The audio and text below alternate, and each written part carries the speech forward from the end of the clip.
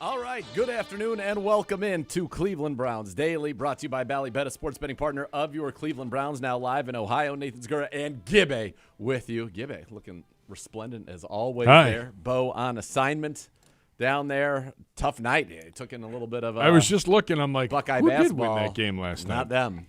Buckeyes were up 16 at one point And did win the game. That's what. Okay, No.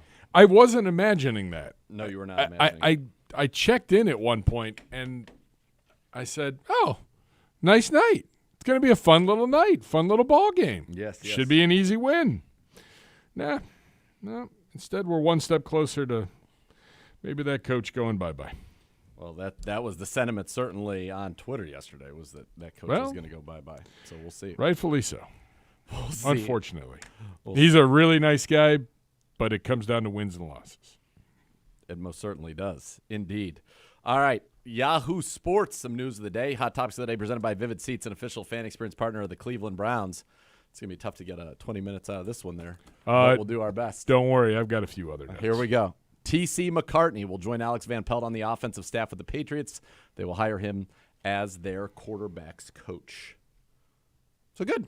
You whenever you see somebody leave here, you want them to have success and get another job and get another opportunity. And I like TC a lot. Quarterbacks, that's probably his sweet spot. That's what he played in college.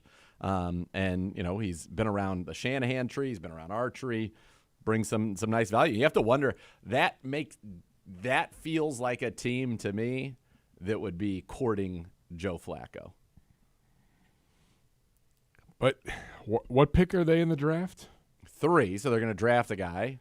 But you bring in Flacco with him. Mac Jones, forget about it. Bailey Zappi, forget about it. But you bring Flacco in just as, even if he doesn't start there, you can give him a little bit more in case you need him to start a little bit. And he'd probably be a great guy to have in the room with this young quarterback. Comes down to, do you want to be the guy that mentors, or Joe Flacco's 30. We love him to death. He's 39. He's not getting but, a starting job. Okay, but that leads me to question, if you're Joe Flacco, why not just sit and wait till October or November and someone needs you? Because do you really want to go to training camp? Do you really want to spend a month? I think he had so much fun playing football that the answer that's yes. I hope he comes back here. That would be my number one scenario. That's ideal. But, I mean, I think if he went to New England, he would know, obviously, knows the coaches, knows the offense, or some familiarity at least with the offense. It just feels like that would make some sense there. So we'll look, see. TC was always great with us with his time. Yeah, love AVP TC. is great. I wish those guys nothing but the best. Some more former Browns news. Oh. As it pertains to that team. Alonzo Highsmith, the U's GM, expected to leave Miami to join the Patriots front office and join Elliott Wolf. Rejoin Elliott Wolf. Really? Wolf's getting the whole band back together. I like that. That's fun. Yeah. Who would have thought that the Patriots would have become the former Browns? It used to be like everybody here was so juiced if we could get anybody that was a former Patriot. And Fair. now how the tables have turned. Yeah, Albert Breer, Alonzo Highsmith, very close with top guy in the Patriots personnel department, Elliott Wolf. 2 worked together in Green Bay from 2012 through 17. Then were imported to Cleveland by then GM John Dorsey to head up the Browns scouting operation in 18 and 19. Well, we'll get to see a Zoe at the combine. Well, that's always fun. That's always Wait till fun Uno indeed. gets a load of that. I think he's gonna enjoy that very much. There's no doubt. I don't think there's any doubt in my mind he's gonna enjoy that very much. Yeah. All So a lot of former Browns coaches and front office. A lot of former Browns, indeed. You know, it's good. It's a sign that you have an organization that's had a lot of talented people that have come through the doors, is that they're getting opportunities elsewhere and doing big things elsewhere. I mean, think about Elliott Wolf was here. He's now basically, it feels like the GM of the Patriots. The de facto. Kwesi, GM of the Vikings. People seem to think that Glenn Cook will get an opportunity. Catherine Raish will get an opportunity at some point. So that means you just have brought good people through, and that's a sign of an organization that is certainly in a better position than it was prior to maybe what you'd call really the last 2 regimes. This regime has obviously gone to the playoffs twice in 4 years, so it's been – but there you have to give some credit to the groundwork that was laid by John Dorsey's crew, and even go back to, Sashi in terms of the assets that were acquired at that point to do it. And, Sashi's president of the Baltimore Ravens, I mean, so you've had people come through here and go on to do big things that are obviously highly regarded around the league in various capacities. So I think that reflects well, I think, on this organization and what they've been able to build here over. It did take a long time, there's no doubt, but it feels like you've built something pretty good here. By the way, the other day, Yeah. Monday afternoon, Yeah. phone rings. Speaking of the Ravens, Yeah. Simone? Simone. What did he want? I said, aren't you in mourning? Yeah. Sorry. What's going on? Because we're the same. Yeah, we're the same now. Yeah, we're the same.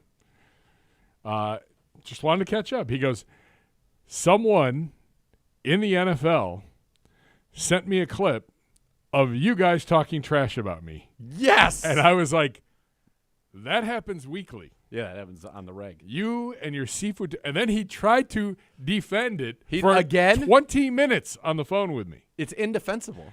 I said, You Simone, cannot pay out a lost bet, and the stakes are you have to buy them, no pun intended, a dinner, and then have those people end up paying about $200 each. 200 each. No, not. It was 200 each. Yes, out of our own pockets for Yeah. what was supposed to be a free That was a dinner. real fun explanation. to Uno, the does that missus. seem fair to you? No, I think that's Uno, if I take you and Griff to dinner at the Combine, If you guys win a bet fair and square, and the stakes are a nice steak dinner, yeah. I would like when you expect to pay nothing. Griff and Bo are going to be buying us dinner when Exactly. Taylor and Travis make it past Valentine's Exactly. Day. They're going to have to hold up their end of the And bargain. we'll I think spend that's nothing. fair.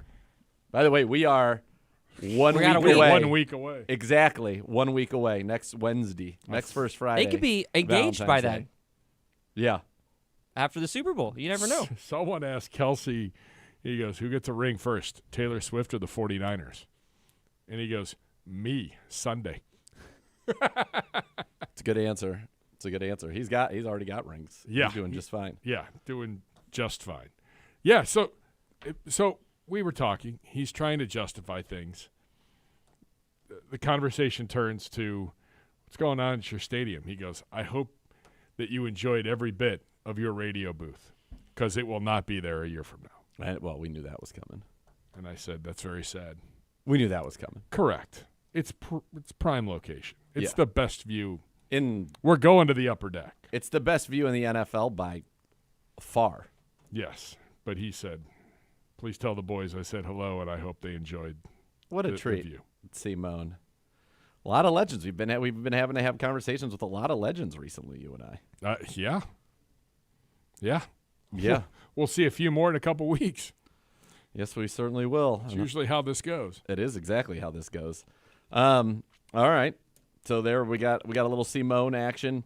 We've got on the show coming up today in the Brownie Awards. We've got the opening round. Remember, we got a bracket of what, 16 plays, and we are going to have the opening award matchups. Now, these were not seeded in any way. It was total random draw, and the best will win. Did his method of madness, and we'll do the one side of the bracket today and one side tomorrow in the So opening we've round. got at 120.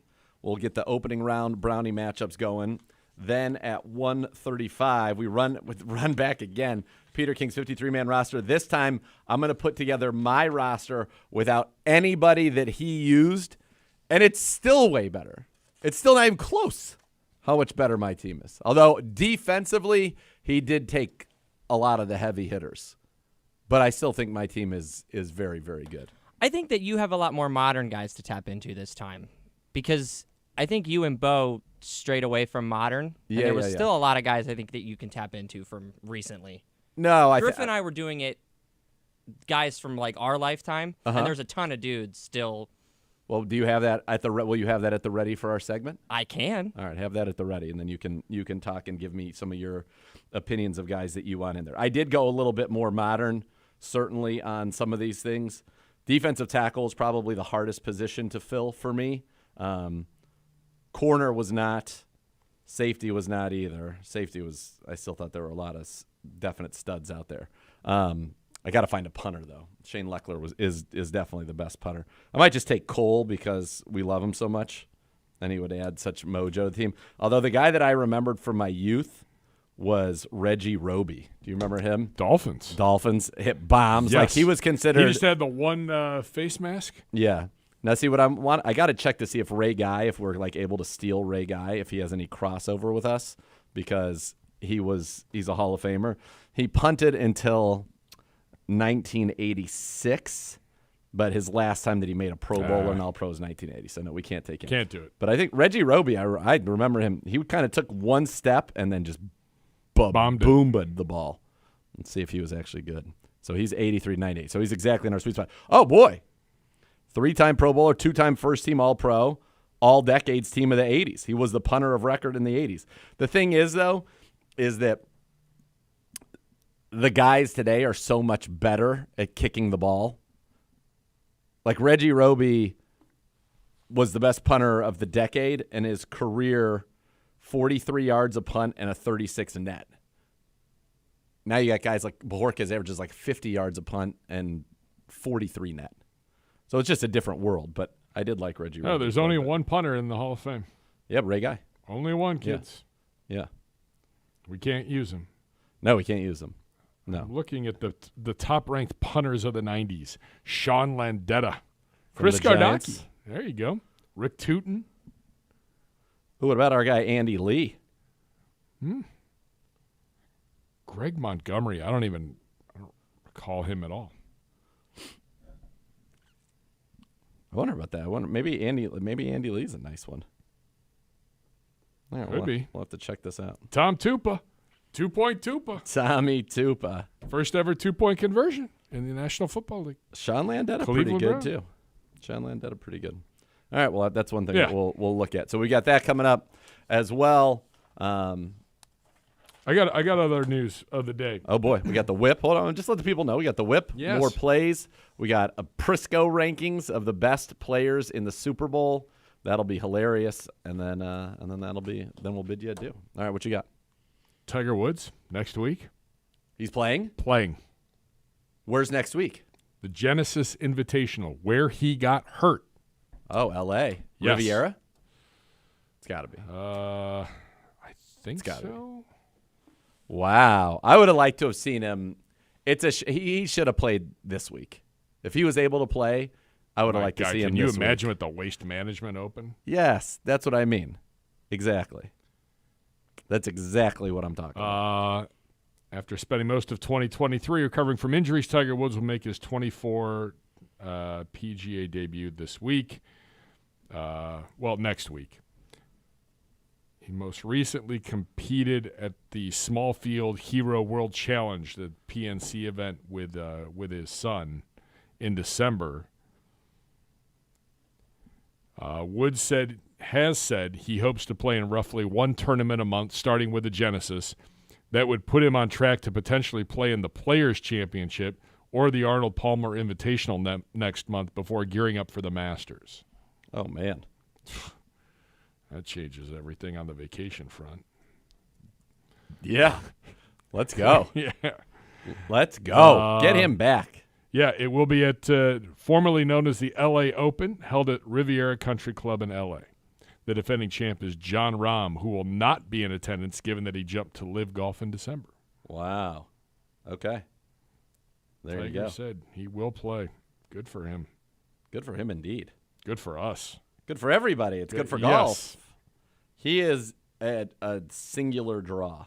There is nobody else like Tiger Woods in terms of their ability to draw eyes to golf other than Tiger Woods. Correct. Yeah.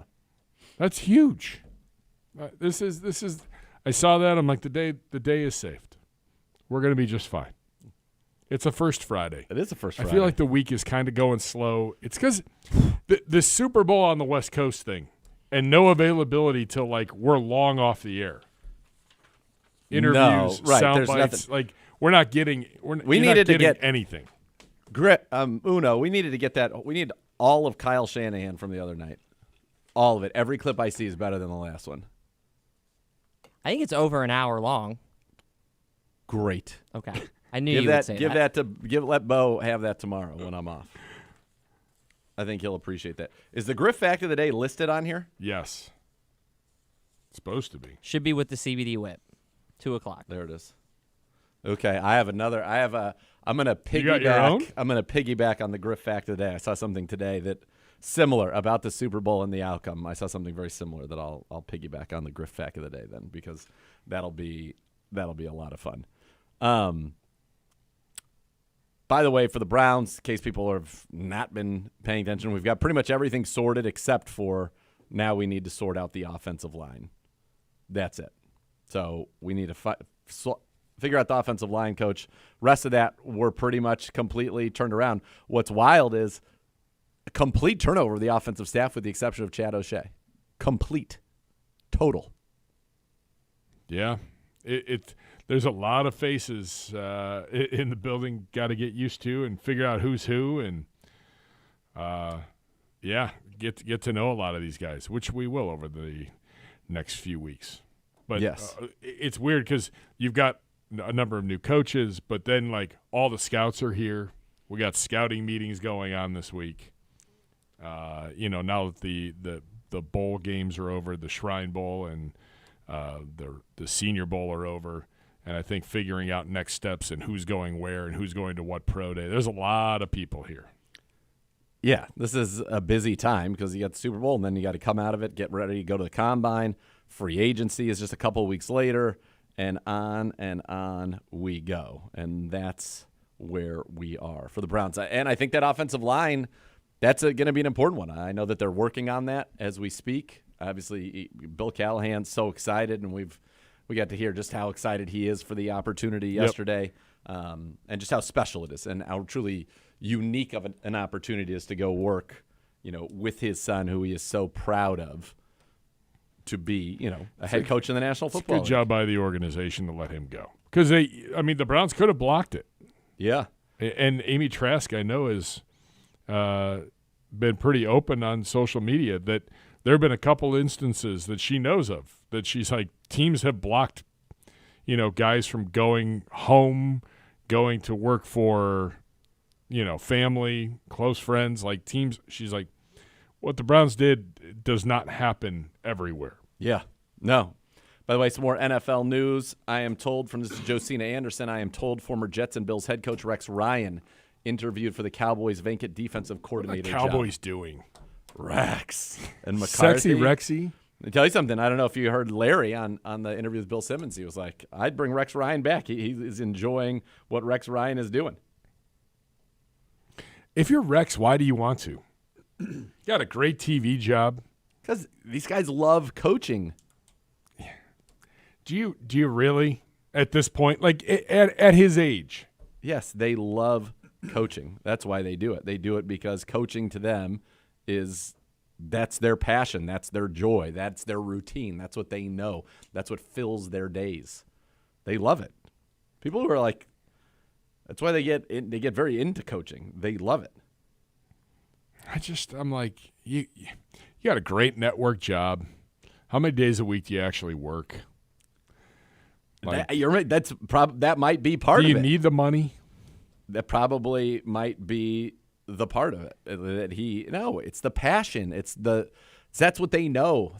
He's probably bored. That's probably the answer. He's probably bored about it. Rex Ryan has a net worth reportedly of $20 million. And I'm sure it's not about that. I think it's much more about the fact that he is a little bit bored. And so he wants to go back and do this because that's what he likes doing. So that doesn't surprise me in the least bit. These guys love coaching. They love coaching. And so I when get they it, get an opportunity, that's what they want to do. As you get older, go play golf. That's not. I'm just telling you. Some people table. are workaholics. That's what they like to do. They like to get in there and they like to grind. By the way, have you guys seen recently the trend of people wearing these? I don't know what these Apple things are called, the Vision Pros or whatever. You know what I'm talking about?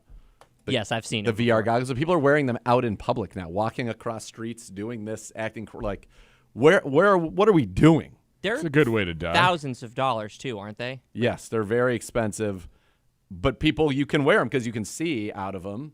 And so people are walking around, but it's wild. There's an Instagram that I follow. I think like influencers in the wild, and it's just people doing ridiculous things, either for selfies or whatever. In this case, people doing all this. It is unbelievable to watch. You're putting your life on the line. But there's no doubt that you're doing that. Yeah, I mean, that's right.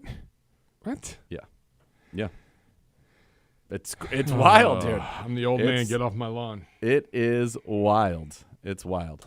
All right, that's where we are getting it going. When we come back, we're going to get into our first of matchups for the Cleveland Browns Play of the Year, put together by Uno. It's going to be a lot of fun. That's coming up next here on Cleveland Browns Daily, brought to you by Ballybet, a sports betting partner of your Cleveland Browns.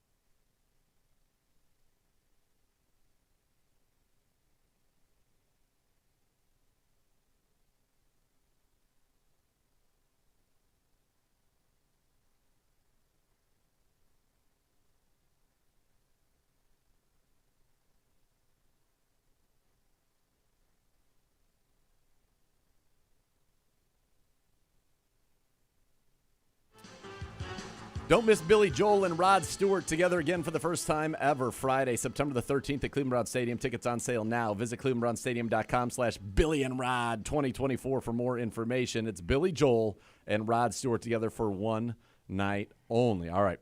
Time now for the Brownie Awards Best Play opening round matchups. We'll get there one second, Gibby. Matchups will be determined by a random number generator. But first, yes, Gibby. We have some news that came down literally in the middle of the break. We do. So the pipeline to the Patriots continues. Scott Peters, Browns assistant offensive line coach, is joining Alex Van Pelt's staff in New England. Doesn't say if he will be the offensive line coach, But Aaron Wilson is reporting it. Aaron Wilson, Patriots are hiring Browns assistant offensive line coach Scott Peters, who worked with Bill Callahan per league sources. Peters is a former Eagles fourth-round draft pick who played offensive line for 7 seasons. Extensive MMA background, won 2 Brazilian Jiu-Jitsu world championships in submission grappling, and really worked so well with Callahan, who was the master, and then he taught these guys how to be stronger, use their bodies more effectively. Very cool guy. I will miss him, and I wish him very, very well. But it goes to the point that we're still going to be looking now for an offensive line coach and an assistant offensive line coach. Correct. You're replacing everybody coaching-wise in that room. Yeah. 2 big voids to fill. Yes. Scott Peters did a lot of work, a lot of good work. All Extensive MMA background, won 2 Brazilian Jiu-Jitsu world championships in submission grappling. That's right. Sure. Yeah, he's a beast. He is an intimidating human being. And I wish him all the best. Good dude. Yes. Also, the Packers are forcing their president to retire at the age of 70. It's in their bylaws. They will have an executive committee. Vice President Susan Finko, Packers Executive Committee Vice President, Lead Director, is the chairperson for the search committee of the Packers Board of Directors. They start the search process for the organization's next CEO. They're working with Corn Ferry and Jed Hughes again because seemingly nothing in Green Bay can be done without them, according to Aaron Nagler, which is pretty funny. So a lot of mandatory retirement at age. 70. Maybe we should apply that to certain jobs in this country. I know. Just saying. Yeah, so Mark Murphy has been the president and CEO since 2007, will formally retire in July 2025 when he turns 70. So that is a year from this summer. He will turn 70, and he will be out. Hit the greens. Hit the fairways. There you go. I mean, come on. Hit the greens, hit the fairways. There you go. Some people thought that Andy Dickerson might be going to, who interviewed here for the OC job as the O-line coach in Seattle, that the Patriots were interested in him as well. So we'll see. Maybe he ends up here as the offensive line coach. The Browns certainly interviewed him and have some knowledge of him and what that would mean for this team. All right, time now for the Brownie Awards for Best Play Opening Rounds, the matchups. Jerome Ford's weaving. Well, first of all, it's Flacco escaping the pocket, getting the ball to Jerome Ford. He bounces off tacklers, weaves around. Yes, should have been 15 yards. You get Marquise Goodwin coming across the whole field for that final block. That's a touchdown on the Thursday night clincher. And then it's going against the Browns. You call it the tush push, the rugby scrum, where the Browns just impose their will on the Baltimore Ravens, setting up. Was that on the final drive? I think it was, yeah. Yeah. To set up Hopkins as the game winner. Yeah, it went for like 20-some yards. Yeah, unbelievable. Yeah. All right, so Uno's put together a beautiful package for each. We'll start with Jerome Ford's touchdown against the Jets. Joe Flacco got hit. He rolls out of the hit. He runs it. And then he throws it. And Ford caught it at the 30, at the 20, at the 15, at the 10, at the 5. He's still going. And he pulls it right in. Touchdown, Jerome Ford. A play you will not believe. It certainly was a play you won't believe. Uno, we got some time here. There's a little color commentary perhaps you could have kept on these clips. Are you kidding me? Again, I take these from what's already been cut up. I don't go back into the game and grab them. So whoever cuts these doesn't. Why include not? you. I can do that in the future if you. I mean, these are plays. We might as well It's one thing when you're doing a game highlight would like a 5-minute. That's like 3 minutes. Right. Let's get to everything about the play. Uno, I thought it was fine. I thought it was great. I can go Griff. to the game and look for them, but it would take a lot longer in my morning. Griff. I just go by what people tell me to do when I'm cutting these. Thank you, Kevin. Don't you worry about it. We're talking to Uno. Griff, get the eraser and erase Uno's upward arrow. You're in some of these. You're just not in all of them. I'm just saying, I'm if not it's saying Kevin's at fault here. I'm not saying anybody's at fault. I'm not blaming. No one's at fault. Nobody's at fault. Thank you, Griff. Except Uno. Uno doesn't even have it up or down now. No, Just at least he's neutral. Plateaued out here. He's plateaued at a very high level. You should be very pleased with that. I mean, you're at Mount Everest. I'm just saying, to give people the full experience. One That's play. the play, though. I mean, that's So give them the play and then the breakdown plays. But it's then the what do they play even of the have year. color commentator people for? What do they, I what would do they say have them this: for? none of us saw that play coming. None of it. Like, we were all losing our minds in the booth when that play happened. Yeah, it was awesome. Yeah.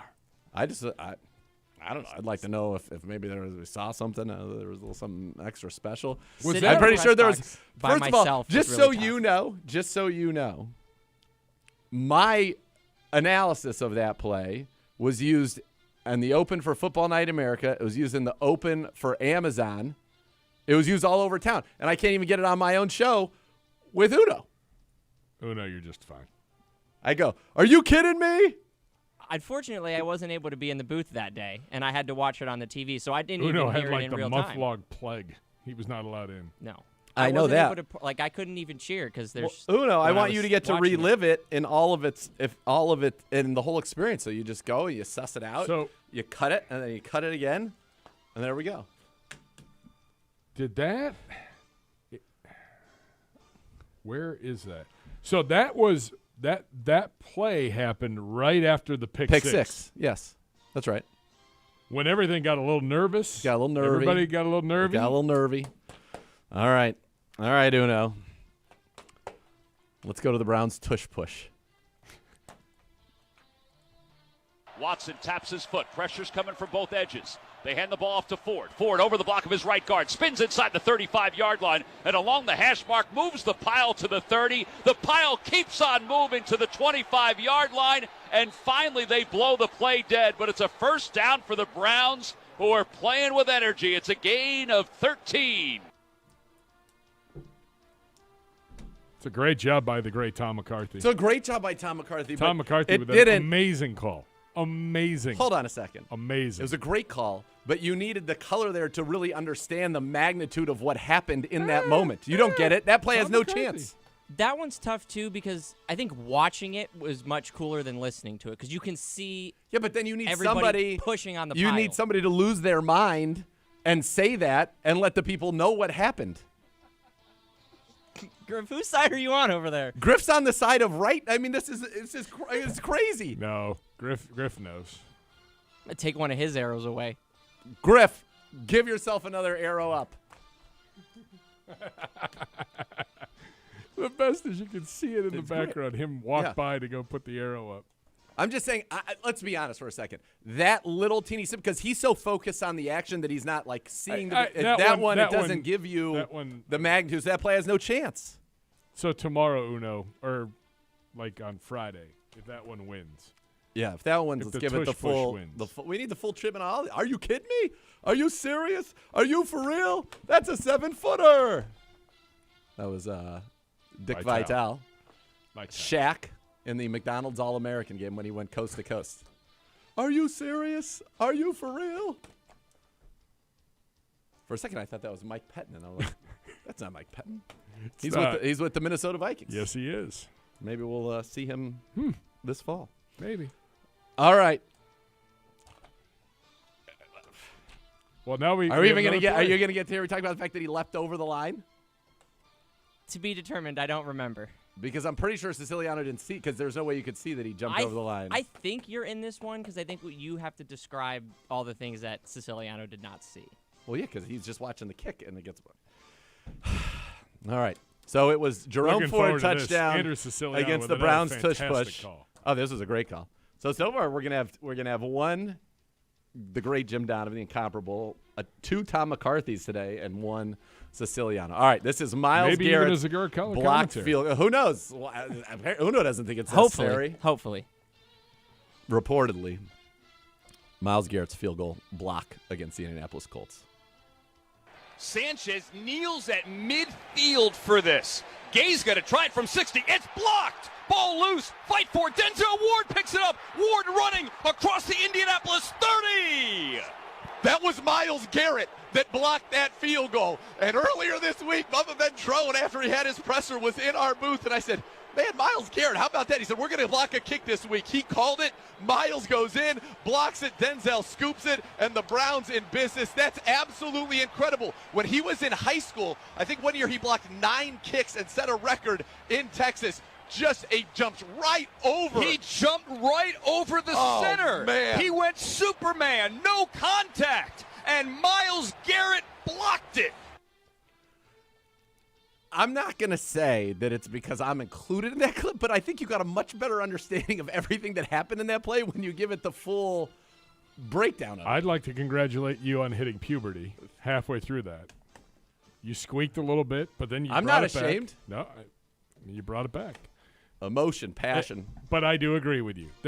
Uno, we might need to go back and listen to the calls and get some additional context. If there's, based on that call. If there's no caller in there, I can go back into the games and try and pull them. I'm just going to have to Griff, find them. I would like you to give Uno an arrow pointing up at 45 degrees.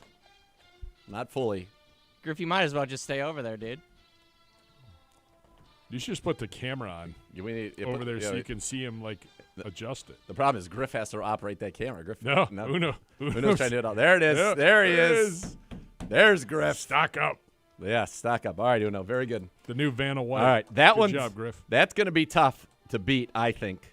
But this is a great one. Dustin Hopkins, and this one, field goals, I think the call. Maybe we'll get a little emotional, we'll get a little excitement in there afterwards, but really it's just the call of it. Here we go. Dustin Hopkins, game winner in Baltimore, the great Tom McCarthy on the call. 3 seconds left. The Cleveland Browns to win it. Down 1, 31-30. Here's the snap. It's a good one. The hold is good. The kick is on its way, end over end, and it is good, but there's a flag on the field. Hold everything. I think it's going to be Kyle Hamilton jumping over, and it looked like he made contact with the Brown, trying to do the Myles Garrett. It looks like it. Joel Bitonio celebrating. Yeah, Tom. the Browns are celebrating. There's no fouls for illegal leverage. Field goal will count. This will end the game. And that will end the ball game. The Browns have won it 33-31. They've come from behind.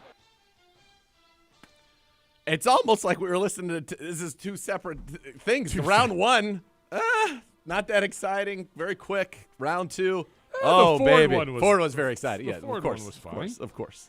The tush push needed a little bit more. There's a little. We're going to celebration. shortchange All right. the tush. Yeah. Hey-oh. The next level is next. I don't know. All right. Very good. Very good. But it's good. It's I'll good get everything to be. up. We'll get the poll going here. You know what they say, Uno, around NFL buildings is it's good to be able to improve and clean things up after a win. That was still a winning segment, but it can be better. So it's better to do that in a win than a loss. And I think we will. We will. And that's why we're coming right back, Uno. You're coming right back. All right. When we come back, we're going to go ahead and attack Peter King's absurd 53-man roster one last time. Maybe we'll ask Bo what he thinks of my roster, too, tomorrow or Friday. Maybe we'll see if he thinks it would win.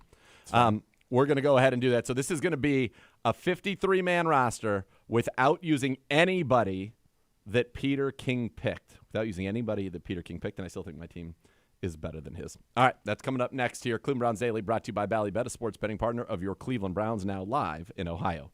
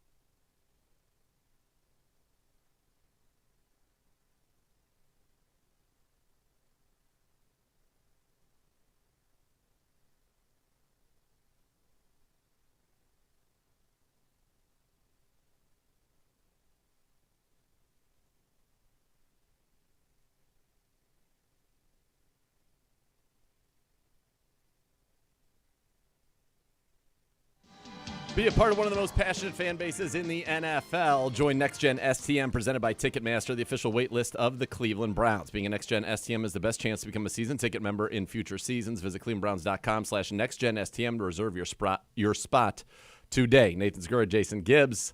Cleveland Browns Daily brought to you by Bally Bet. All right, Uno, are those polls up now? I'm working on it right now. Gibbe's working on it. All right, so the polls are going to be up again. Round one in one region. Because basically we're at the Sweet 16. So in one region, we've got Jerome Ford's touchdown, the catch and run, Flacco spinning out of trouble against the Browns, rugby scrum, tush push, which, remember, visualize that one. Remember how great it was, right, Uno? That's what the people need to do. Visualize Elijah Moore at the end of the pile. Yeah, pushing all 5'10" of him. Yeah. Like him pushing with all those linemen. Exactly. He was just everything they had. They were doing it. All right.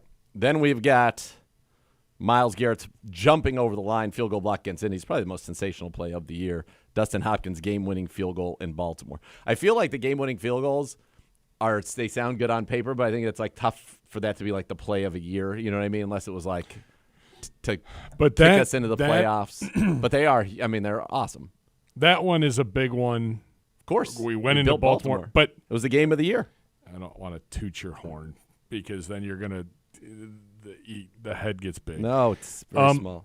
But it's only a 7 on you described everything because there was a flag. Remember, right. Tom's call got interrupted with a penalty flag. Yeah, and I'm like, well, the way this game has gone, sure, I'm not quite sure, what that penalty is. Yes. And you had a better view than I did because I'm 4 feet behind you in the booth on the same level and not elevated. What's really, truly crazy about that is if you listen to it, I said it's Hamilton jumping over, which it was, but then they talked about it or got the eye in the sky. He didn't touch anybody. Which was right next to our booth. But what's crazy is he did leap it, and he was right there, and somehow Hopkins kicked it past him, and it went in. He didn't even see him. I remember asking him, I said, did you even see him? He said, I didn't even see him. It's insane. So that was an incredible kick there. All right, so Peter King, again, put together, honest to goodness. But we haven't talked to him. We don't know what the context. What do you mean? We know the he spells it out for you. What does he say, Uno? He said. I don't have the sheet, so I have no idea what the actual wording is. He basically said this is the best team of that era, blah, blah, blah. In his 40 years of covering national football. Right. So we did ours yesterday, Bo and I, which was the best 53 of our lifetime that was just dominant. Now, Uno, you're ready to chime in where you think that maybe some more modern people could get in here? Yeah, Griff and I did a modified one of our lifetime. I tried not to include guys that were on Peter King's list. So a couple of modern guys that maybe have a chance to make this team. All right, so we'll talk about it. All right, so we had Brady, Montana, and Peyton Manning. All of them are on Peter King's. He had 4 quarterbacks. He even had Mahomes. So they're out. So I went with Rodgers, Elway, and Dan Marino. Drew Brees I gave consideration to, but I think Rodgers, Elway, and Marino are – you're going to be – multiple-time MVPs. Marino led the league in passing. He'll be able to sling the ball all over the yard. Elway no Favre? I thought about Favre, but Marino was more impressive. And I just – in my mind, when I think of Favre, I think of him throwing just a back-breaking pick. That guy from Minnesota losing his mind. That. Rodgers was the MVP the last 3 years. So I feel very good about that. I did give consideration to Steve Young. I did. And there probably is a world in which that maybe that's where you would go. Let's see, what is first team All-Pros are. They might not be many, but we're talking about a multiple-time MVP. He could run all of that. But that would make saying he's one of the 7 best quarterbacks of all time. I don't agree with that. 7-time Pro Bowler, 3-time All-Pro, 2-time MVP. He was good, but give me Marino. I'll take Marino over him all day long. So I feel pretty good about the quarterbacks. I think while those are the best quarterbacks ever on the other side, Rodgers has had seasons every bit as good as any of them. He's won a Super Bowl. Elway's won Super Bowls. Marino is the only one who has not won a Super Bowl in the list here, but I still feel good about that. All right, running backs. He had Barry Sanders, LaDainian Tomlinson, Derrick Henry, and Christian McCaffrey. I went Marshall Faulk, Adrian Peterson. We couldn't have Barry Sanders or LaDainian because he had them. I added back in Terrell Davis. And then this one might surprise people, and then I'm curious if you have any nominations you want to give. I went with Priest Holmes. Priest Holmes had a 3-year stretch where he was first-team All-Pro 3 years in a row. He led the league in total yards and total touchdowns. 3 years in a row, over 2,200, I think, total yards. Kansas And City. he scored 61 total touchdowns over those 3 years. He was the most dominant player, period, in the league at that time. He was after Okoye. And After all of that. After all that. So the couple that we had from our childhood were LaShawn McCoy and Jamal Charles, but I don't know if those – because if Priest Holmes had So I looked three both of first them up, teams, yeah. All-Pros, I don't think that he's They didn't. gonna. Jamal Charles is very good. The other name on that probably I could put on here, and I would talk to Bo about it and see what his – because I wanted another dual threat guy, so that's why Priest Holmes got it with Falk. So I have Peterson and Terrell Davis running it. The question would be, do we want Emmitt Smith or Terrell Davis? I still think Terrell Davis is at his peak was better than Emmitt Smith at his peak. So you took Holmes over Emmitt Smith? Yeah, because his 3-year run is as dominant a 3-year run as there is. Like he did that year where we were talking about how great Christian McCaffrey was. He did that year 3 years in a row. All right. Wow. Then I have an extra.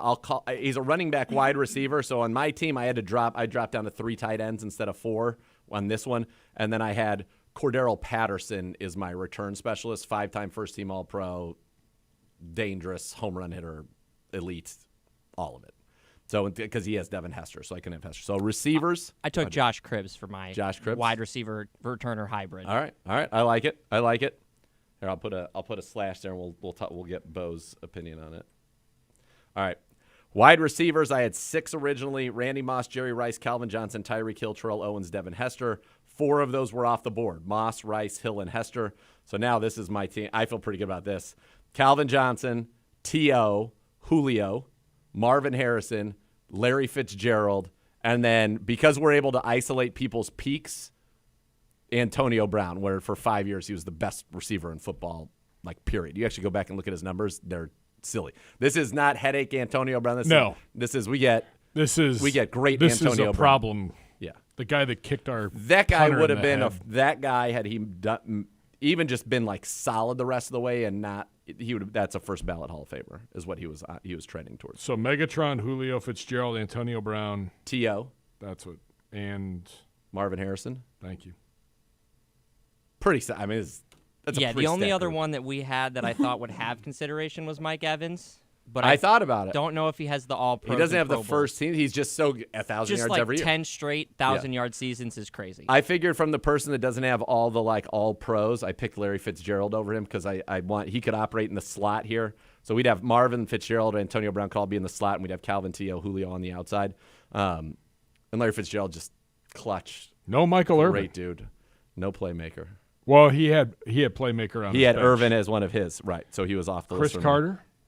Thought about Chris Carter as well. But Tim Brown? I ultimately thought about it. I looked him up as well. I went Antonio Brown over both because Antonio Brown's best run was better than either of their best runs. Marvin Harrison and Chris Carter I looked at because you think all he does is catch touchdowns. Marvin Harrison had double-digit touchdowns 8 years in a row. Marvin Harrison's unreal. So I feel good about that team. Tight ends, he takes Gronk and Kelsey off the board. We had Gronk, Kelsey, Tony Gonzalez, Shannon Sharp. We just drop it to 3, and we go Gonzalez, Shannon Sharp, Antonio Gates. I love Antonio Gates. Yeah. I thought about Vernon Davis. He just doesn't have the Pro Bowls All-Pros because he was such a dominant blocker that I thought he'd probably in a real game be good if we went 4. But I wanted to go the 6 wide receivers, and then I used that extra spot to be Cordero Patterson or Josh Cribbs. Did you think about Sterling Sharp at all? I did. I did look at Sterling Sharp, and I think I went with Fitzgerald over him just because I thought Antonio Brown and Marvin Harrison, and I thought the other guys were better than him, and Larry Fitzgerald is kind of a unique performer in his own right. So Sterling Sharp, 5-time Pro Bowler, 3-time All-Pro. Best season was 14, 61, and 13. He was very good. Just to go back to Antonio Brown real fast. Antonio Brown, when he was wheeling and dealing, he had four first-team All-Pros. He had a stretch of 5 years where he's either first or second team All-Pro. He was top 3 in Offensive Player of the Year 3 years in a row. He had 16. This is the stretch he goes on: 1,508, 1,713, 1,810, 1,312, 1,509, 1,315. Like, pretty elite. And he can give us a little return juice. He has 4 punt return touchdowns in his career and a kick return touchdown. So and a cleating. And a cleating of our guy Spencer Lanning. Spencer Lanning. So we could, if we wanted to, we could make him our returner, and we could put Vernon Davis on the team to be an extra offensive lineman, blocker, and also a guy who could flat out fly if we wanted to. So we'll sort that out. But that's where I look there. Offensive line, obviously no Hoff, but our offensive line is still electric. So he had Munoz, Ogden, and Joe Thomas at tackle. Our tackles are going to be Walter Jones, who was on our team anyway, Orlando Pace, and then Willie Rofe. Oh. I did some investigating. Willie Rofe was certainly the gold standard, very, very deserving. Our guards were Randall McDaniel, Larry Allen, and Zach Martin. He had Russ Grimm, Larry Allen, and Jari Evans, so we're able to keep Randall McDaniel. We're able to keep Zach Martin, and then we added an Alan Faneca, who's an 8-time Pro Bowler. All-Pro. 8-time All-Pro. We get to keep Bruce Matthews, and then we replace Jason Kelsey with Dermontti Dawson, who was a 7-time first-team All-Pro at center from the Steelers. So I think our line it might actually even be better than his line, with the exception of No Hoff, which is very sad. The only guy that we had from the modern standpoint that I think would stand up was Trent Williams, because he's been 11 Pro Bowls. 1 All-Pro. Rofe had, I think, 4. Yeah, the All-Pros was tough because Trent didn't get a lot of those. Yeah. But he was one of the best tackles in our generation. I looked him up. I thought he was certainly worthy. So that's our offense. They've got Randy Moss and Jerry Rice, so that's really good. They've got Barry Sanders. We don't. And they've got the quarterbacks. But I still think this team smushes his team. I think it's closer than you think. They're good teams. He just doesn't have, on the defense, he doesn't have depth. He has 3 corners. Our corners are better than his corners, for sure. So what do you got here defensively? Here we go. Defensively, the defensive line was the toughest part, because defensive end, he has Bruce Smith, Reggie White, and Strahan. He also has Von Miller, J.J. Watt, John Randall, Aaron Donald, Cortez Kennedy on the interior. So we lose a lot on the interior. So he's got basically everybody that we had on our original interior, Reggie White, Aaron Donald, J.J. Watt, John Randall, are all gone. So our defensive ends would be Derek Thomas, Myles Garrett, T.J. Watt, Jared Allen, and DeMarcus Ware. And I still feel pretty good about that. That holds up. We had Julius Peppers and Cameron Jordan as our 2 modern ones. Julius Peppers I looked at.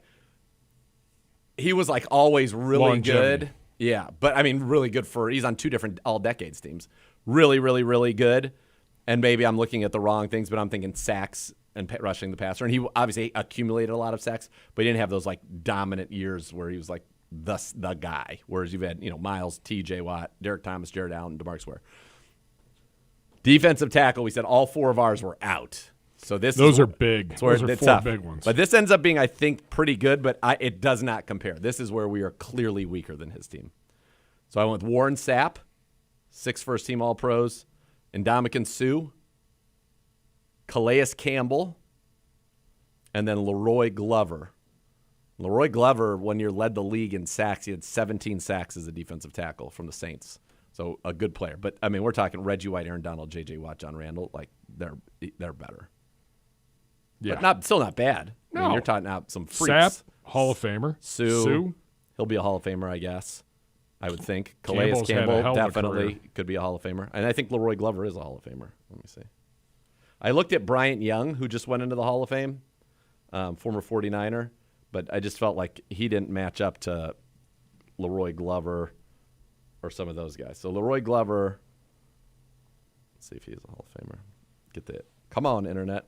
Griff suggested Vince Wilfork, by the way, just as just a run stuffer. Yeah, I like Vince Wilfork. Plus the turkey leg, all of it on Thanksgiving. Yeah, Dan Hampton, and I looked at Richard Dent, but Richard Dent is technically a defensive end, and he would be too small to put in there. That's the other thing, too. It's hard to go against different time periods. So Hall of Fame All-2000s team, Leroy Glover has not been inducted in the Hall of Fame, but I go back to that 17 sack season in 2000. He had 6 straight Pro Bowls at one point. I just liked him as the passer. I thought that if you have 17 sacks in a season and I get that version of you, you're going to be pretty good. Plus, we have the same birthday, July 4th. Keith Millard, Vikings, Seahawks, Packers, Eagles. 85 through 91 Minnesota, and then 92 Seattle, 92 Packers, 93 Eagles. 2 Pro Bowls. He had an 18-sack season. First or second team All-Pro 4 times. Defensive Player of the Year in 89 with 18 sacks. Yeah. Pretty good. That's pretty good. Who's the other guy I was looking at? Richard Seymour. Richard Seymour, 7-time Pro Bowl, 3-time first-team All-Pro, and a Hall of Famer. Maybe I take Seymour over Glover. How many All-Pros? 3. Also an excellent poker player, Richard Seymour. Is he? Yeah. Plays in the World Series, or did play in the World Series all the time. Uno. So that's the one area where I feel like, okay, our roster, we're not on the same level as his. Everywhere else, I feel really good. All right, linebackers. We had no Ray Lewis or no Junior Seau, no Derek Brooks available to us. I ended up with Mike Singletary, Bobby Wagner, Patrick Willis, Brian Urlacher, Luke Kuechly. Luke Kuechly's insane how good Luke Kuechly was at the peak of his thing. And then I went with Zach Thomas, who was just inducted this year. But I wanted to ask you guys what you thought about using Ricky Jackson instead. Ricky Jackson at one point in his career had 3 straight seasons where he had over 100 tackles and 10 or more sacks as a linebacker for the Saints. As an off-ball linebacker? He played on the edge, and he could play off ball as well. Okay. And again, we can hybrid him however we want on this team. But I mean, if you put him on the team, I guess you could play him wherever you want to play him. But he's not going to take over from a passer, but he is a Hall of Famer. Never was a first-team All-Pro. Led the league in forced fumbles 4 different times. He had the stretch where he had 12 sacks and 102 tackles, 12 sacks, 124, 11 sacks, 107. And the next year was 9 sacks, 114. He'd go on to have 3. He ended up in his career 6 double-digit sack seasons, 5 100 tackle seasons. Like, I don't know how many people have that. 100-plus tackles and double-digit sacks. Like, has anybody ever had more? Saint and was he a Panther? He was a Saint and then I think a 49er at the very end of his career. Yes. 49er at the end of his career. So anyway, there's that. Corners, I feel really good. Again, he only had 3. He had Deion Sherman and Darrell Green. So our corners are still going to be Revis Island, Rod Woodson, Charles Woodson, Champ Bailey. I added Jalen Ramsey, and then I added Aeneas Williams, who, if you look back, led the league in interceptions, led the league in pick sixes, multiple-time first-team All-Pro, like 8 or 9 Pro Bowls, and a Hall of Famer. And it was considered one of the best slot corners of all time. Like, I looked at him compared to Rondé Barber, who just went in. It's not even close. Aeneas Williams was a beast. I would agree. We had Patrick Peterson in ours. So I looked 8 Pro Bowls, yep. 3 All-Pros, and then an All-Decade team for 2010. Yes, he was. For me, it was him or Ramsey. Okay. And I ended up going with Ramsey. But yeah, I looked up Pat Pete. Pat Pete, 8 straight Pro Bowls, I think, as well. Yeah. It wasn't just 8; it was 8 straight. Safeties, we couldn't use Reed or Polamalu, but we still have Ronnie Lott, Brian Dawkins, John Lynch, and Steve Atwater. Now, I thought about, instead of Atwater, going Earl Thomas. If you took, like, peak of his powers, Earl Thomas with Seattle, 3 straight first-team All-Pros, was the free safety for the Legion of Boom, and a single high defense. Earl Thomas was pretty incredible. I think I'd still go Atwater, and it pains me to say that. Atwater's a beast. Yes. I just think we might need another free safety because Atwater, Lynch, and Dawkins are all more kind of like closer to the ball linebacker safeties. But that's another one. But either way, I mean, we're talking about all monsters. And not like to be able to have a team that's got Darrell Revis, Rod Woodson, Charles Woodson, Champ Bailey, Ronnie Lott, and Brian Dawkins, and they're not on his team at all is wild to me. Correct. So that's good. Punter, we got to figure it out, whether it's Reggie Roby, Sean Landetta, we'll look somebody it up. modern. We can look that up. There's got to be somebody modern. Shane Leckler's the right answer. This definitely leaves us with Justin Tucker as our kicker. Yep. Andy Lee, by the way, 3 All-Pros and 3 Pro Bowls. I did look that up. And a great golfer, and he hits bombs. Give me Andy Lee then. Bombs. Yeah, he just Doesn't he play Augusta just for kills the ball. So I'm fine with that. Didn't he have like a 73 or he was like a 83 two at handicap. Augusta? Yeah, Something crazy. He's a good player. I put Andy Lee just because of those little bit of time he spent in Cleveland, he was great. I remember him being an awesome punter. The ball for us. sounds crazy coming off of his foot. And then for long snapper, we still can have either Steve Diassi or our guy Charlie Hewlett or Luke Rhodes, who has a first and team All-Pro. Charlie Hewlett. So there it is. Here we go. Oh man, this just in from Jade McRae, big friend and fan of the show. Yes. Jade McRae says, Uno, the people demand a Brownie Awards of Zagura color commentary best moments from the 2023 season. We could probably put that together. Good luck. That would take a long time for me to look through all those. I was going to games. say, Uno, you want to sign up for that? Because I'm not signing up for that. It's a great idea, but from a work standpoint, appreciate the one idea. of them we couldn't play on. One of them you wouldn't make sense on the air is when I punched the ceiling and was writhing around in agony without making any sound at all. That was my favorite one because I watched it happen live in the booth and couldn't hold my laughter in. Oh God! And I did a good job. I didn't make not a single peep. So not great. a single peep. I love it. Jade, thank you. That one might be on one of our Call of the Game videos. It's on a video, I think. Of you punching the ceiling and me laughing in the background. Yeah. Oh, fantastic. Oh, man. All right. So there we got it is. a break. I like our squad. Let's go. Take that, Peter King. By the way, you're listening to ESPN 850 ESPN Cleveland. Good Karma Brands Good radio Karma, station. That's right. Good Karma Brands radio station. All right. We're going to take a break. When we come back, hour number 2 of this program. This thing is just rolling along. Here's what we got when we come back. The CBD whip. The Grift. Fact of the day. I'm excited about that. Then we'll have the Brownie Awards for the best play. The other side on the opening round, we've got David Bell, 4th down touchdown against the Jags versus Chiefs' angry run. Kareem Hunt's game-winning touchdown against the Colts. Amari Cooper's touchdown against the Bears. We'll also do a little higher or lower, a.k.a. better or worse, and then we're going to wrap things up here. Listen to Cleveland Browns Daily, brought to you by Ballybet.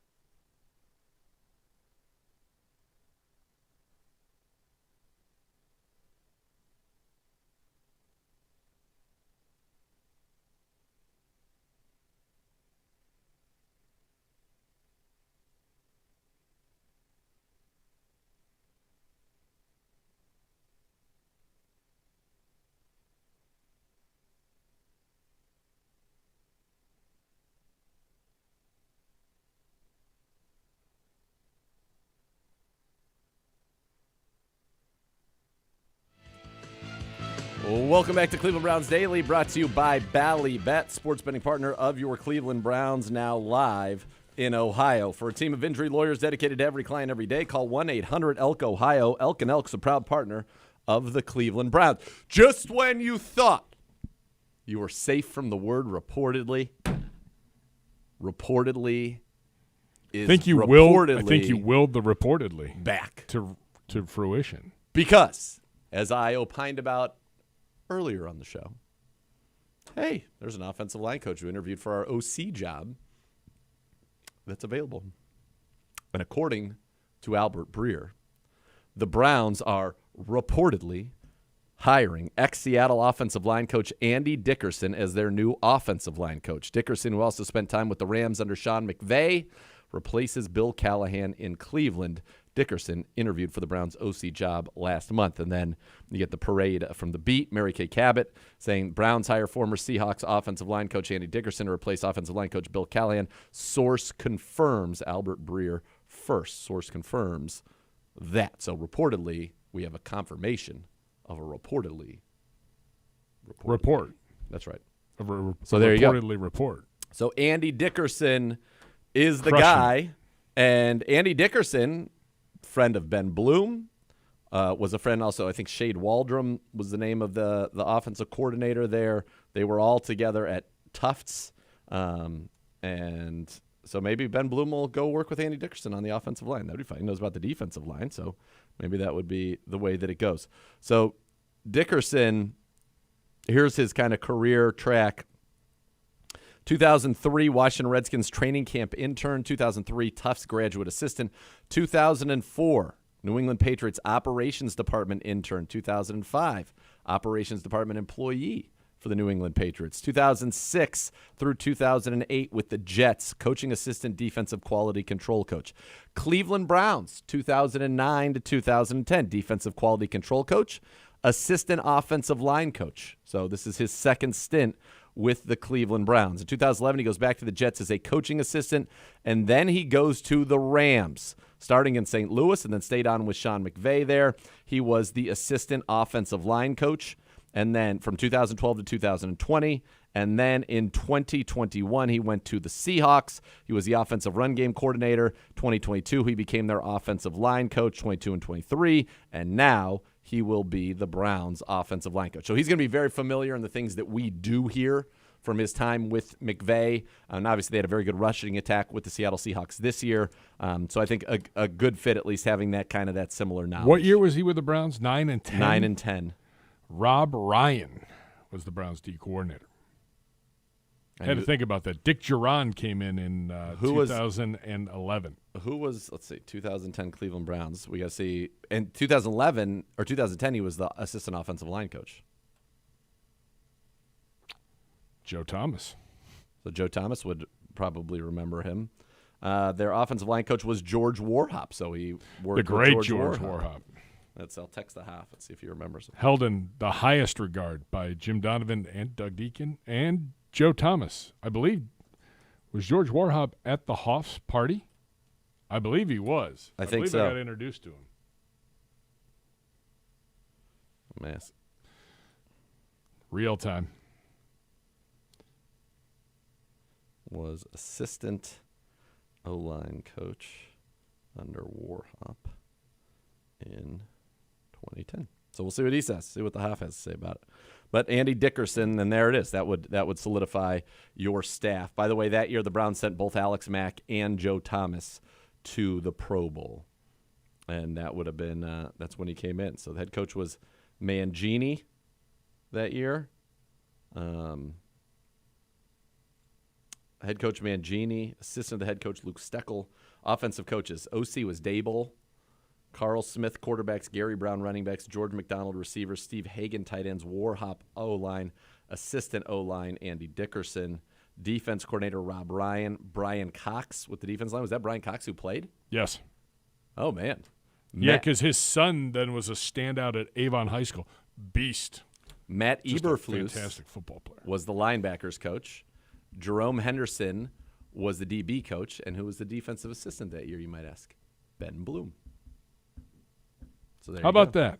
Yeah. So maybe there's something to that. Brad Seeley was the special teams coordinator. I know that he would have vouched for Andy Dickerson for sure. So there you go. But that's where we're at there. All right, time now for the whip. We got to move quick. We got to get some segments in. We're behind on breaks. We just let it go. It's the off season. By the way, Iron Will, there's water in here. It's a Yeti. It's enormous. It's staying hydrated. Do I Trust say the me. whip questions? No. Uno, do you want to ask him?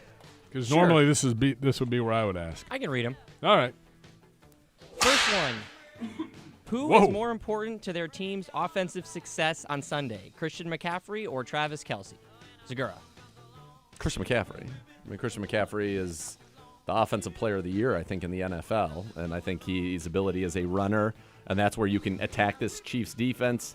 I think it's got to be Christian McCaffrey. No way. It's Travis Kelce. What? Travis. Who else is keeping the Chief? Who's keeping the 49ers defense up late at night that's not named Andy Reid or Patrick Mahomes? Yeah, but Mahomes is the answer. I think Christian McCaffrey might be the most important offensive player on the Niners. Mahomes is the most important offensive player on the Chiefs. I don't know. You could make a case that neither, because their coaches The coaches are very good. are able to overcome a lot of different things. McCaffrey is a beast. It's got to be McCaffrey. Uno, what do you say? I would think Christian McCaffrey, but I would have a good argument for Kelce only because he's the only option in Kansas City, but I would take McCaffrey. Okay, you're done talking. Next. Yep. The whip is intense. What is your favorite Super Bowl memory? Whoever could go. It doesn't For me, there's so many, and they all are, the first decade on the planet for me. It was the Niners winning. I remember 84, 38-16 over the Dolphins. I watched that VHS so much that I had like the whole call memorized. I had the intros, everything. I loved that game. And then I remember being at my good friend Billy Tisdale's house for 89, the 55-10 against the Saints. That was a good memory as well.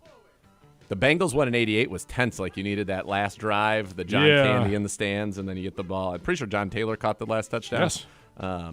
So, yeah, but those two in particular. The one that I won in high school wasn't Montana, so. Against the Chargers? Yeah, it wasn't even a game. I know, but it was fun. Stan Humphries. It was fun. Yeah. My father and I had an admiration for the 49ers and what they did. They were fun to watch. They were fun to watch. And So, they wore those great uniforms that year. Yeah. It was the 94 season. And we'll get to, from a Super Bowl memory, I mean, the whole Patriots coming back against the Falcons. I remember watching that in my basement. Like, my wife's like, I'm going to bed. This is over. This is a bloodletting. I'm not watching this. And I'm like, this is not over. And then I woke her up because I was literally yelling at the TV downstairs, like losing my mind. Because I'm like, they're coming back. Here they come. Here they come. And they did. Yeah. Next. Unbelievable. All that right. was going to be mine, too. My brother was a big Patriots fan, and he was not happy for most of that game. Tell your brother to get off the bandwagon. I think he's off it now. Well, Now that I work here, I think he's like, oh, I should switch. That's right. Which Super Bowl halftime show was the best? A lot of choices here. I mean, I know what the most one that I'll never forget was. I don't know if that was the best. No, It I was don't think it was certainly the the best. most- It Was it? Didn't leave anything wasn't to it the imagination. Justin Timberlake? yeah. Yep. Janet Janet Jackson. Jackson. Yeah. That one I would say. I thought, didn't Lady Gaga do one that I Gaga thought was Yeah, epic? recently. And I think I saw Madonna's in Indianapolis for the Patriots-Giants, the second Patriots-Giants game. Uh, Oh, the one. Hold on. The one in L.A. Snoop and Dre and Eminem. Eminem. Yeah. Come on. Prince was amazing. Yeah, Prince is. That's good. U2. Are you surprised? Tom Petty. Are you surprised that Usher is doing the Super Bowl halftime? Yeah, I don't know what that looks like. You know what? They've got to have a great second or third option, like that makes a surprise appearance. Because otherwise, what is that gonna look Could you like. imagine if it had been just booked as Taylor Swift like a year ago?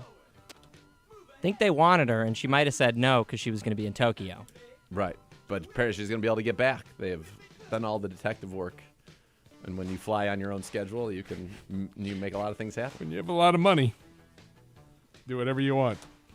Next. Fact or fiction, the Chiefs' defense has a bigger challenge than the 49ers' defense. I think that's a fact. I think it's a fact, dog. I do. I think that the Niners' ability to hurt you in so many ways with so many different people, McCaffrey, Debo, Ayuk, Kittle, Purdy, Shanahan, the precision, I think it's a bigger challenge. I think the Chiefs' skill talent is just so inferior to that of the Niners. So Andy Reid's obviously great. Mahomes is great. Kelsey's great. But I think that's where you get the advantage. So I'll play devil's advocate. Sure. And the reason why I would say the 49ers, because you have no idea who's going to be the focal point for the Chiefs. Well, Kelsey, you just said it. Outside of Kelsey, who else are they going to use? How are they going to use them? When are they going to use them? Watch out for Sky Moore. You never know. Sky Moore. All right. Didn't he score in the Super Bowl last year? I think he did. I think he did. On that, That's like, what I half mean. Like, motion play. This is one of those, like, it's Andy Reid, and he has 2 weeks to prepare for you. Yeah. Like, this might be as big a challenge for the 49er defense because you don't know who's getting the ball. Yeah. No, you're right. Next. The conversation we had earlier today, are you for or against Super Bowl parties? I'm for as long as I'm at a party that is not about the party or the commercials or the halftime, but I'm at a party where people actually want to watch the game. This is where I'm at. That's what I want to be. Like, if that's not the case, then I'd rather just sit at home and watch the game. Like, I want to watch the game. I am a hermit on Sunday. There you go. If someone would like to come over and watch the game, there are rules. Yeah.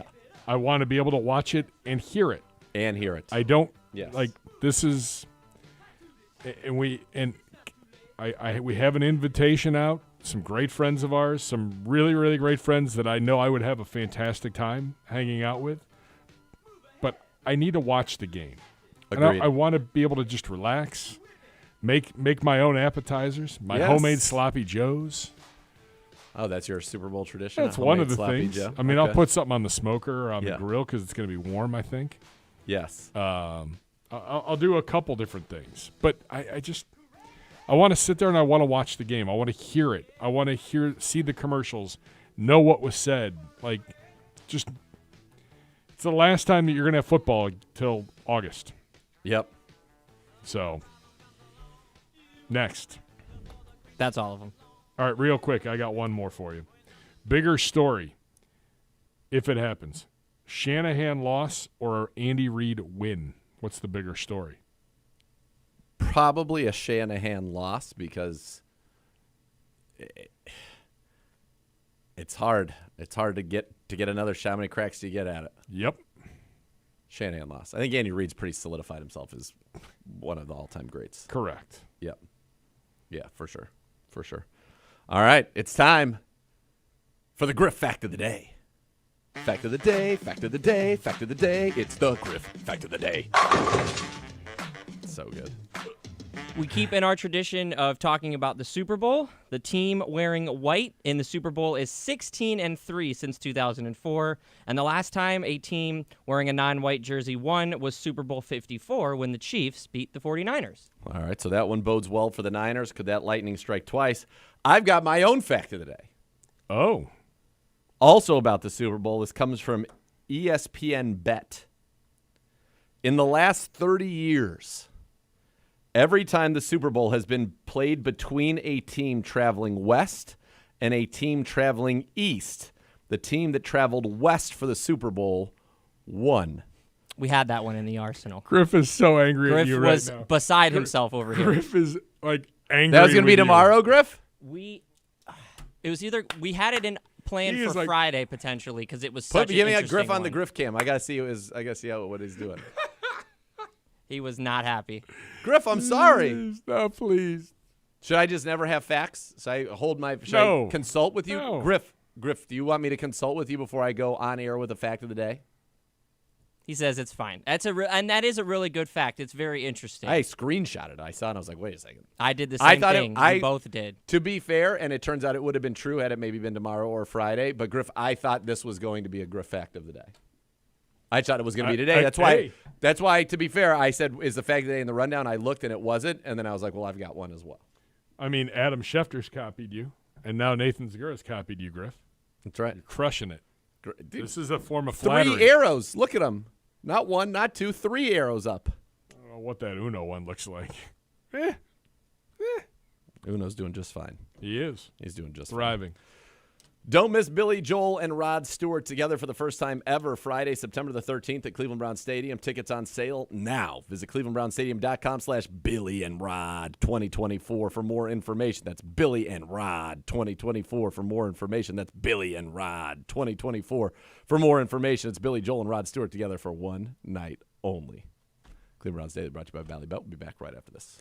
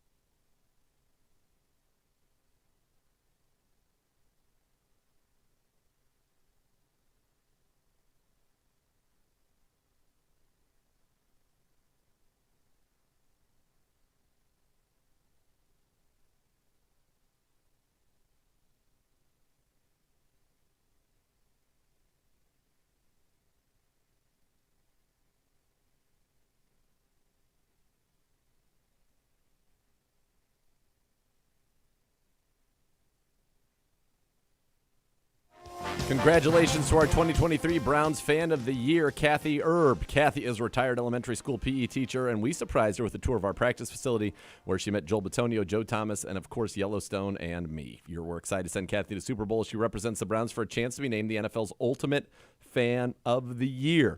Head to clevelandbrowns.com/Fan of the Year 2024 to learn more. All right, time for the next round of the Brownie Awards. Well, it's still the opening round, but another these will another go- region. This You is can another vote region. till noon tomorrow. Till noon tomorrow. Browns and we have the daily. first 2 polls are up. First 2 polls are up. Would you like to know? Yeah, so give me far? a little. Yeah. Let's see. Miles Garrett's field goal block in the Colts game, 63%. Seems right. Hopkins' game-winning field goal versus Baltimore, 37%. Okay. The other bracket we've got going right now, the tush push at 57%. Just wait till it gets the proper treatment. The Ford TD catch is at 43%. Wow. People are. I think that's a movement of the people wanting the color commentary on that play. They're like, we got to get it one more round, 100%. so that we can get that. Yeah. Hi. You can't roll your eyes away from the camera. Nobody gets the effect of what you're doing. Unbelievable. I was looking at Uno and Ocho. Ocho's still angry at you. Why? Very, very angry. Griff I is. don't know. He Very really angry. liked that fact. We were so excited. We were fact checking it and everything to make sure that it actually. At one point today, I was like, hey, guys, we have a show from 1 to 3. If we have a fact already done, let's worry about the other facts for Thursday and Friday later. Look at that guy. Look at that guy. Oh, what's up, baby? The great B. Lynch. What a human. All right, here we go. This is another region here. So, this is on the same side. Yep, same side. Okay. Same side. So the winner that comes out of this group of 4 will face the winner that comes out of the group of 4 we did earlier. We're going to start with David Bell's 4th down touchdown catch against the Jags. Flacco on 4th down and 3. Play clock is at 5. I don't know if they're going to snap it. Play clock is at 2. They do. He rolls right. He throws the middle. It's wide open. Down at the 25, at the 20, 15, 10, 5. Touchdown. It's David Bell. Oh, my goodness. They forgot to cover David Bell. It was the parting of the Red Sea, Jim. There it is. Better. Close. The best is Uno has no idea what's coming. He's picked the play. He's uploaded the highlight, and he's like, maybe it's going to be there. Maybe it's not. I was pretty sure the parting of the Red Sea was in that one. I was pretty confident in that one. You guys are going to have to. This is. When you post this Thank one, you, Griff, Uno. this is the Rodney Dangerfield episode. No respect. Now on this one, I hope that I'm in on this one because I got fired up about the Chief running over people. What, Uno? I have no idea. No idea. Here we go. David Njoku's angry run. One angry run on Good Morning Football from Kyle Brandt. By the way, Here's- Kyle Brandt, this was not one of his top 3 of the year. Outrageous. Come on, Brandt. Come on, Brandt. Be better. Yes. Here's Tom McCarthy talking angry runs with the Chief. 3 receivers to the right. Watson throws to the right. Njoku's got it. He's across the 45, inside the 40, barrels his way to the 35, along the numbers, down to the 30 to the 28-yard line. That was all Njoku. Geno Stone tried to wrap him up, but he could not. 24 yards and about 20 of that after the catch and about 12 of that with Geno Stone as his backpack. All right, better. A little better. A little better. I think there might have been some more coming after that. He's carrying him around like the baby from Hangover. Not at the table. Carlos. All right, those good. Those are good. So David Bell's 4th down touchdown against the Jags versus the Chiefs. Angry run, a battle of the Davids. Now we've got Andrew Siciliano on a dramatic game-winning touchdown run. Kareem Hunt, another 4th down touchdown. Take it away. Browns from the 1. This is the game. Out of the eye, they need the touchdown. Hunt and Harris. Walker gives to Kareem Hunt. Pushing, touchdown! Kareem Hunt got it across the goal line! I mean, you don't need any other explanation there. No, you don't need it. Because we threw the ball 3 times. That was fine. Before we ran power. If anybody was curious, ran power. Wyatt pulling around to the left didn't need side. anything Touchdown else Browns. other than That's our Andrew bread and butter. Siciliano. No big deal. Shout out, my friend. Hope you're well. Oh, God, Siciliano was great. Legendary call. All right, and then here's one that I hope we got everything because this was an unbelievable play. You might have hit This puberty is again. Flacco to Amari Cooper. We'll find out if I even get to talk. Flacco to Amari Cooper, touchdown in the middle of 3 defenders. What a throw. Jim Donovan on the call. Play action fake as Flacco drifts right, throws, and he's got Cooper open. He caught it. 20, 15, 10, 5, touchdown! I don't believe it! Cooper open, and Cooper tightrope walks down the sideline, tippy toes in.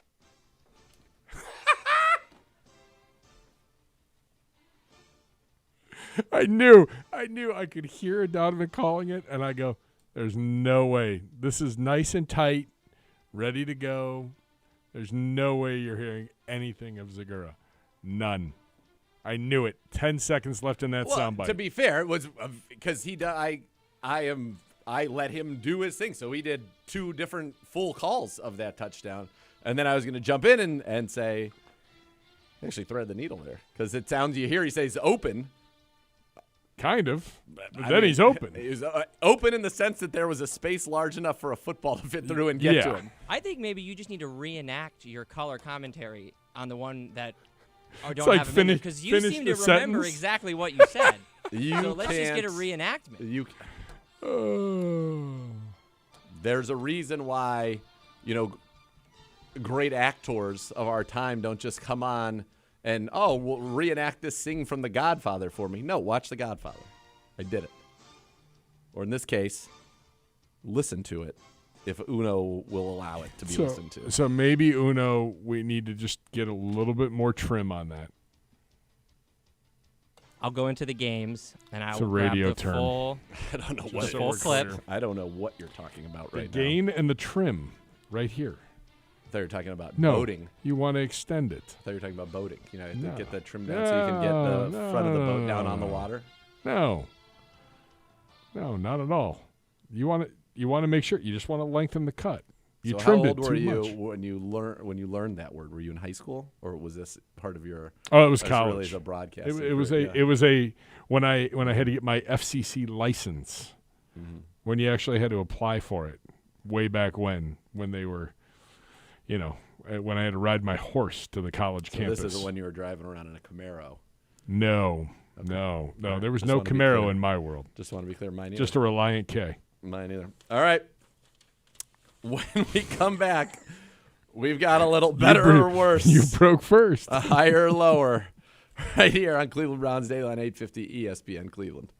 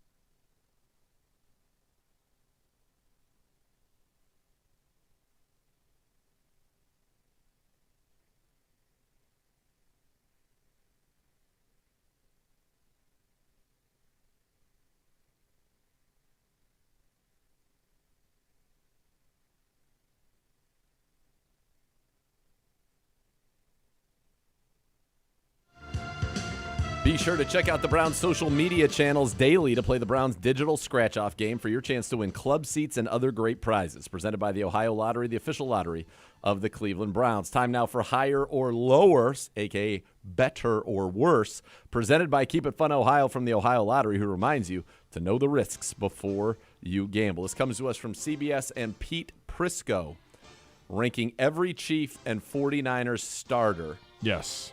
1 through 46. 46. Counting both nickel corners. He said, I don't count specialists because by now you know my disdain for kickers and punters. All right. So I've got a little bit of the list here. I'll go through it. I got it. I'll take you through it all. Well, when you ask me questions, and then I'll see if I can figure out who are the people that are in the different spots.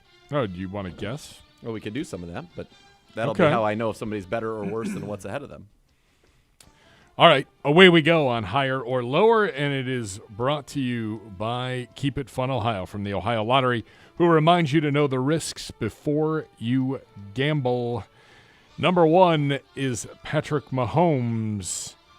Can you give me number 2? Number 2 is going to be Christian McCaffrey. Number Yes. 3 is going to be Nick Bosa. No. Number 3 is going to be Chris Jones. No. Number 3 is going to be Trent Williams. Yes. And number 4 is going to be Travis Kelce. Well, we're already way off. Okay, Trent Williams, higher, lower, or just right?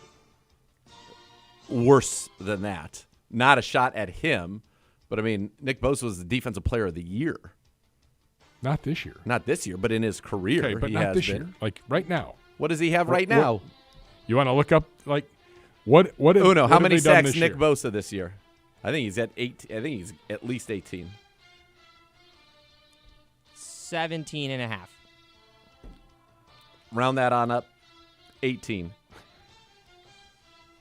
He didn't have 17 and a half. He only had 10 and a half this year. Uno. I thought we were playing guess Oh. the stat, not give me the number what it is. So he's You been didn't a really explain defensive to me what player I of the was- year. I just wasn't Said looking how at- many? I said how many sacks did Nick Bosa have this year? And you I said thought you 17 had and it a half. on your computer and you were asking No. me to guess. No, the internet, it was slow for me, so I was turning to you because Gotcha. you usually got all this stuff. All right, I mean, Stump the Uno. are those the You won top that round. 5 at least? Mahomes, are they the top Mahomes? 5? Mahomes, McCaffrey, Trent Williams, Kelce, Bosa, No. Chris Jones. Yes. Then Bosa. Yes. Okay. Let's see what kind of year Chris Jones had. Chris Jones is dominant. He's had a great So postseason. that gives them each 3 in the top 6. Yes.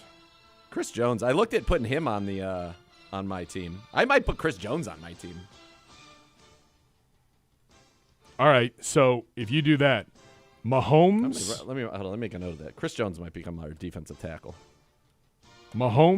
Kelsey, Jones versus McCaffrey, Bosa, Williams. Better 3. Mahomes, just because he plays The quarterback. position. Yeah, dude, I like adding Chris Jones to my team. Okay. What are the awards though? What has he got? So he's Yeah. been first or second team All Pro 4 straight years, 5 total. He's been first team All Pro each of the last 2 years.